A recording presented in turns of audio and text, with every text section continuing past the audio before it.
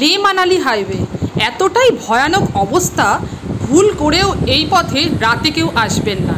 পারলে এই লে মানালি হাইওয়ে অ্যাভয়েড করাই ভালো। ঠিক এই রকমই অনেকগুলো ওয়াটার ক্রসিং আর হেয়ার পিন আমাদের পেরোতে হয়েছে। ফ্রেন্ডস, 10:30 বাজে আমরা এসে পৌঁছেছি সারচুতে। সারচুতে দুটো পাস ক্রস করে এসেছি। মানে রাস্তার অবস্থা মানে খুবই খারাপ, মানে বলে আপনাদের বোঝাতে পারবো না। 10:30টার সময় আমরা এসে পৌঁছেছি। আর হানলে এলে অবশ্যই এই ইন্ডিয়ান অ্যাস্ট্রোনমিক্যাল অবজারভেটরিটা দেখতে আসবেনই, কারণ হানলে স্পেশালিটিটাই হচ্ছে এটা।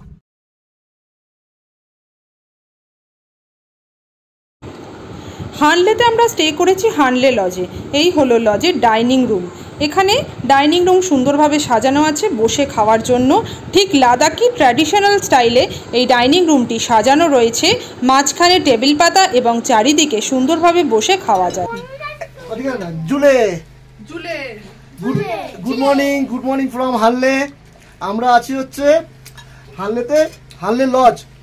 আর এখন বাজে হচ্ছে 8:30। আর আমরা এখন ব্রেকফাস্ট করে নিচ্ছি। ব্রেকফাস্টে দিয়েছি পোয়া আর ब्रेड ऑमलेट। दीदी ये ब्रेड थोड़ा सा सेक के दीजिए ना, ये ब्रेड थोड़ा सा हाँ। তো এখন আমরা খেয়ে নিচ্ছি ব্রেকফাস্ট করে নিচ্ছি। ব্রেকফাস্ট করে নিয়ে আমরা এখন বেরিয়ে পড়বো। ইচ্ছা আছে উমলিঙ্গা যাওয়ার, তারপর দেখা যাক কি হয়। তো সাথে থাকবেন। আজকে হচ্ছে কত তারিখ? 10 তারিখ না? আজকে 10 তারিখ। তো এটা আমরা ইচ্ছা আছে ফটিলা হয়ে যাবো উমলিঙ্গা। তো সাথে থাকুন। লাদাখে এলে প্রত্যেকের ঘরেই আপনার চোখে পড়বে এই জিনিসটি। এটি হলো সোলার প্যানেল। এখানে প্রতিটি বাড়িতেই সোলার প্যানেলের ইলেকট্রিসিটি সিস্টেমটি করা আছে। ব্রেকফাস্ট সেরে আমরা রেডি হয়ে নিয়েছি। এবারে পৌঁছবো ইন্ডিয়ান অ্যাস্ট্রোনমিক্যাল অবজারভেটরিতে। এটি পৃথিবীর মধ্যে তৃতীয় এবং ভারতের সর্ববৃহৎ। আমরা এখন উঠছি ইন্ডিয়ান অ্যাস্ট্রোনমিক্যাল অবজারভেটরির ভেতরটাতে। চলো।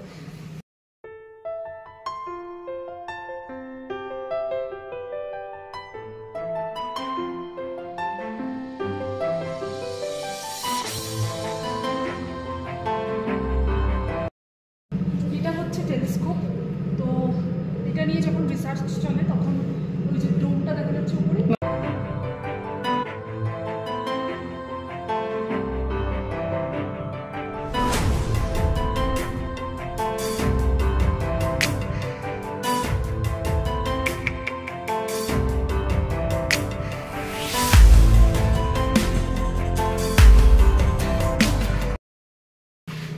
ভেতরে চলে এসেছি। একটু উপরে উঠলে এখানে একটা কম্পিউটার রাখা আছে। এখানে অনেক ইনফরমেশন দেওয়া আছে এই অ্যাস্ট্রোনমিক্যাল অবজারভেটর সম্বন্ধে। তো এখানে কিবোর্ড অপারেট করলে নিজেরাই জানতে পারবে। আমরা কিবোর্ড অপারেট করে নিজেরা করে নিলাম।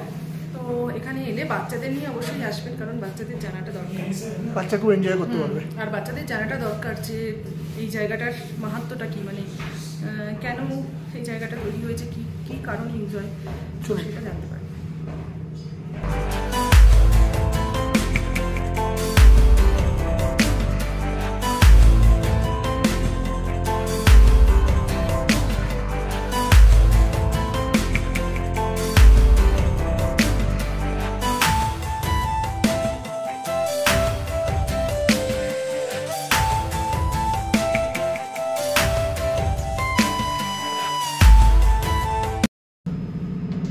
টেলিস্কোপ। তো মনে হয় এই টেলিস্কোপটা দিয়ে যখন রিসার্চ করার কাজ চলে তখন দেখে মনে হচ্ছে ওই ডোমটাকে ওখান দিয়ে খুলে ফেলা হয়, খুলে ফেলে স্পাইস সাথে কানেকশন হয়।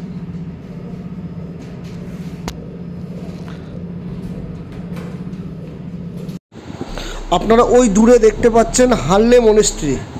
পড়ছি এখন হানলে হোটেল থেকে এগিয়ে চলেছি বাড়ির উদ্দেশ্যে। এবার যেখানে যতদূর টানা যায় টানবো, সেই অনুযায়ী নাইট হল্ট করবো। হল্ট করতে যেতে পারি, সেখানেই হল্ট করবো। চলো, লাগেজ গোছানো কমপ্লিট, বেরিয়ে পড়বো সারচুর উদ্দেশ্যে। ছোট গ্রাম রঙ্গ, এই গ্রাম লোমা আগে পড়বে এই রঙ্গ হয়েই আমরা আবার মানালির দিকে যাব। ছোট্ট গ্রাম, খুব সুন্দর। আর রাস্তা এখন অব্দি খুবই ভালোই পেয়েছি। ধীরে ধীরে এগিয়ে চলেছি যতই এগিয়ে চলেছি কেবলমাত্র ধুধু প্রান্তর চোখে পড়ছে। ওই দূরে দেখা যাচ্ছে একটা বালির ঝড়। এরম ঝড় এখানে মাঝে সাঝেই দেখতে পাবেন। খুব বেশি জায়গা জুড়ে হয় না, ছোট ছোট ঝড় কিন্তু বেশ মাঝে সাঝেই দেখা যায়। ওই আরেকটি দেখা যাচ্ছে।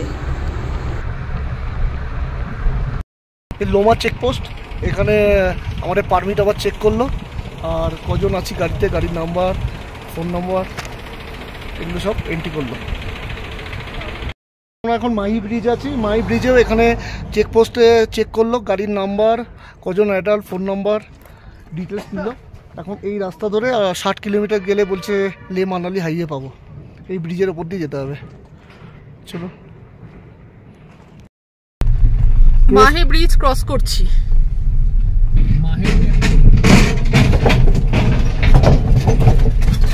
একদমই অফরোডিং টাইপের ব্রিজ ক্রস করছি, মাহে ব্রিজ। ব্রিজ ক্রস করে আমরা এগিয়ে চলেছি। তো আমাদের বাম পাশেই পড়েছে ইন্ডাস রিভার। দেখুন এখন জলই নেই, ইন্ডাসে এখন জলই নেই, খুব সামান্য জল, অল্প জল দেখা যাচ্ছে। তো আমরা ইন্ডাস রিভারের পাশ দিয়ে ধীরে ধীরে এগিয়ে যাচ্ছি। এই হলো ইন্ডাস রিভার। রাস্তায় দেখতে পেলাম ইন্ডিয়ান সোলজাররা প্রত্যেক গাড়িকে কোল্ড ড্রিঙ্কস, শরবত এসব দিচ্ছে, আমরাও নিলাম। এই যে জায়গাটা আমরা আছি সেটা হচ্ছে মাহে ব্রিজ থেকে আমরা এসেছি, আর উঠবো হচ্ছে পাং দাবরিং, মানে নো ম্যান ল্যান্ড বলা যায় না, নো ম্যানস ল্যান্ড, টোটালটাই নো ম্যানস ল্যান্ড। মানে চারিদিকে পাহাড় আর পাহাড়, মনে হচ্ছে কোনো মরুভূমির মধ্যে দিয়ে যাচ্ছে। জাস্ট দুটো একটা বাইক আর একটা গাড়ি আমি ক্রস করতে দেখেছি, শুধু চালিয়ে যাচ্ছি, মানে চারিদিকে শুধু মানে পাহাড় আর পাহাড়, বালির পাহাড়, মানে ভয়ও লাগছে, এনজয় হচ্ছে। তো গুগল এই রাস্তা ধরেই দেখেছিল, এই রাস্তা ধরেই যাচ্ছি। আপনারা দেখুন চারপাশটা। তো এই রাস্তাটা যেখানে গিয়ে উঠবে আবার সেখানে গিয়ে বলবো কিরকম আমরা পেলাম।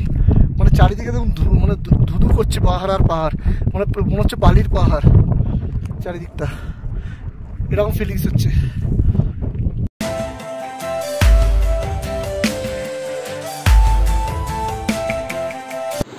ফাঁকা ধুধু প্রান্তর পথের মাঝে চলতে চলতে হঠাৎ করে চোখে পড়ল একটি সবুজ ভ্যালি। এটি হলো পুগা ভ্যালি। এই ভ্যালিতে ছোট ছোট ঘাস রয়েছে, তাই চারিপাশটা একটু গ্রিনারি।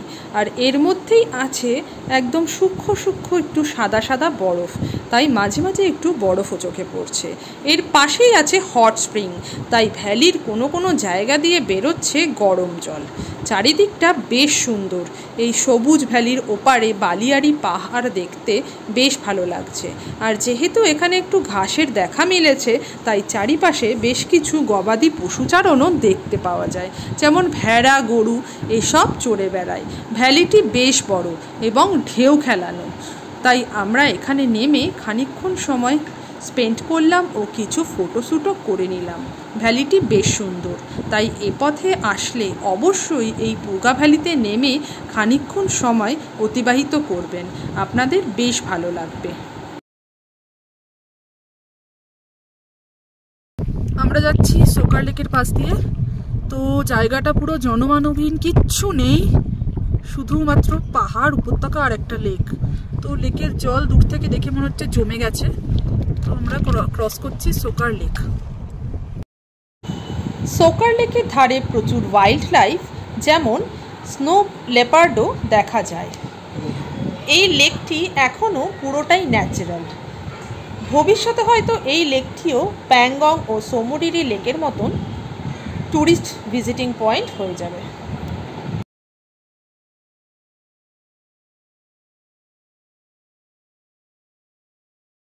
এই হচ্ছে সোকার লেকের রাস্তা। এই রাস্তা ধরে এসে আমরা এই জায়গা থেকে লে মানালি হাইওয়ে ধরলাম। আর এই লে মানালি হাইওয়েতে, এই হচ্ছে লে মানালি হাইওয়ে, ওই হচ্ছে আমাদের গাড়ি। ওখানে একটা রেস্টুরেন্টে লাঞ্চ করে নিলাম। তো এবার যাব পাং বা সারচু, যতটা যেতে পারবো যাব। এখন 5টা বাজতে যায়, তাই বলা যাচ্ছে না কত দূর যেতে পারবো, সিচুয়েশনের ওপর। চলো, আমরা এই সোকার লেকের পাশ দিয়েই এসেছি। টাংসে থেকে আমরা গাড়িতে এই 3টে জার ক্যারি করছিলাম। আমরা লে মানালি হাইওয়েতে উঠে দুপুরের লাঞ্চ করে নিচ্ছি। আর লাঞ্চে নিয়েছি হচ্ছে ম্যাগি, তাই তো? কেমন লাগে ম্যাগিটা খেতে? ভালো ভালো, একদম হাইওয়ের ওপরেই আছে। জাস্ট সোকার লেকের যে রাস্তাটা থেকে এই মানালি হাইওয়েতে উঠলাম, এখানে লাঞ্চ করে এবার আবার বেরিয়ে পড়বো যতদূর যাওয়া যায়। এগার পাং বা সারচু দেখি কতদূর যেতে পারি, সেখানে গিয়ে থাকার ইচ্ছা আছে। লে মানালি রাস্তা ভাঙা গড়া চলতেই থাকে। এত খারাপ রাস্তা ভাবাই যায় না। এর চাইতে লাদাখের অফরোড অনেক ভালো ছিল, কিন্তু এত খারাপ রাস্তার মধ্যে দিয়ে চলতে চলতেও আশেপাশের দৃশ্য আপনার নজর কাড়বে। এতটাই আকর্ষণীয় এই দৃশ্য যে কিছু কিছু জায়গায় আপনি অবাক হয়ে যাবেন। এই রাস্তা ধরে চলতে চলতেই পড়বে পাং, ব্র্যান্ডি ব্রিজ এবং উইস্কি ব্রিজ, এবং তারপরেই পড়বে ঘাটালুপ। এই ঘাটালুপের কিন্তু একটি বিশেষ ঘটনা রয়েছে। লোককথায় প্রচলিত আছে, কোনো এক শীতের রাতে এক খালাসি ওই ঘাটালুপসে জলের অভাবে, ঠান্ডায় আগুনের অভাবে প্রাণত্যাগ করে। এখনও নাকি তাকে অনেকে সেই ঘাটালুপসে দেখতে পায়। অনেক গাড়িকেই নাকি সে জল চায়, আবার জল দিতে গেলে নাকি তাকে আর দেখতে পাওয়া যায় না। তাই ওই ঘাটালুপসে অনেকেই জলের বোতল রেখে যায়। তাই দুর্ঘটনা এড়াতে এবং অভিশাপ থেকে মুক্তি পেতে এই ঘাটালুপসে একটি মন্দির করে রাখা হয়েছে। 7:30 বাজে আর আমরা এখন ক্রস করছি লাচুংলা, 16,616 ফুট লে মানালি হাইওয়ে। খুবই খারাপ রাস্তা, খুবই খারাপ রাস্তা। আমি তো কাউকে রেকমেন্ড করবো না যে এই রোডে আসতে। আপনারা যখনই যাবেন শ্রীনগর সোনমার্গ হয়ে যাওয়ার চেষ্টা করুন। খুবই খারাপ রাস্তা, খুবই খারাপ রাস্তা। লো গ্রাউন্ড ক্লিয়ারেন্স গাড়ি নিয়ে একদমই আসবেন না।